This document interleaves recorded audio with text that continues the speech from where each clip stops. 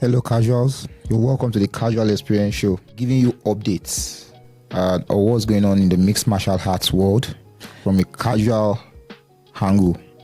So after the success of our 308 watch party, we saw your comments, we saw how people got interested in it, and we saw the likes. And going forward, we'll be having such watch parties at our pay-per-views.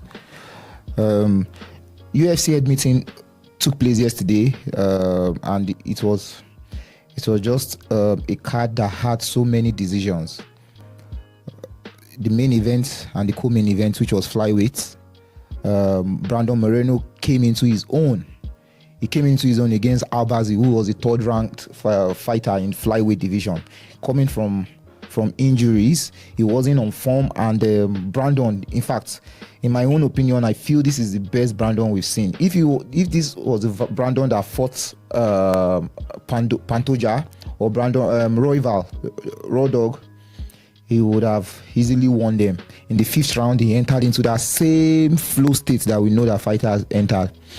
And now we'll look at what's next. What's next for Brandon Moreno now? He's fought Royval. He's fought Pantoja, the champion, 3 times, which tells you how good Pantoja is, for Pantoja to have won him 3 times. And then you look, he still called out. He called out Pantoja, saying he wants to get that one back over him, because they asked him a question in the post-fight interview if he would prefer Pantoja, since Pantoja he seems not to be able to beat Pantoja 3 times, if he would prefer Pantoja or the flyweight challenging Pantoja. That's Kai Tasura, the new kid on the block, and he still said he wanted Pantoja. In the co-main event, the flyweight women division, Blanchfield against Togrose, and I don't know. The absence of Trevor Whitman in Rosie's corner shows a lot. I don't know why she decided to discard of Trevor Whitman, one of the best corner men and the best coaches I know. He's a coach to Justin Gaethje, and she decided to get rid of him. And you could see in her decision making, it's unlike Rose to make poor decisions. She was dominating the lady Blanchfield, the Canadian woman, in a stand-up, and in the 3rd round she just decided to go for takedown, which was unusual of her. That was unusual of Rose, showing such low IQ. And guys, there are new rules in MMA that was implemented yesterday.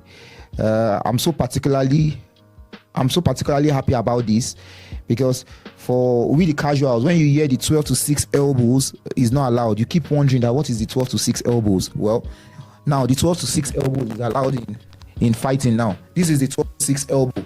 The 12 to 6 elbow comes from your up smashing down. It was disallowed against opponents. You couldn't smash your opponent on the floor using this part of your. Before, you could only smash your opponents when you're on them. You can only smash them using your side elbow. But now 12 to 6, and that was what robbed John Jones from his fight with Matt Amir years ago. That the only blemish on John Jones' record was him using the 12 to 6 elbow against an opponent. And also another MMA rule that has also been implemented is now there's nothing like grounded opponents. You know, before, fighters use that to cheat. When they are kind of tired or they want to beat the system, they put their knees and put their hands on the mat, so their opponents can't do anything against them. But now, whether your knees are on the mat or your hands are on the mat, it's allowed to strike your opponents. And that was what robbed Peter Yan, the former flyweight champion, against Aljamain Sterling. And in the MMA world also, over this past week, I've been in media outlets. I've been seeing debates about the fighters of the year. Even in our watch party, we were debating fighter of the year, who deserves the fighter of the year between Alex Pereira, Patan Pereira, and Ilia Topuria, who just fought and defended his flyweight belt. But guys, if you look at it, Alex Pereira has come through for the UFC this year.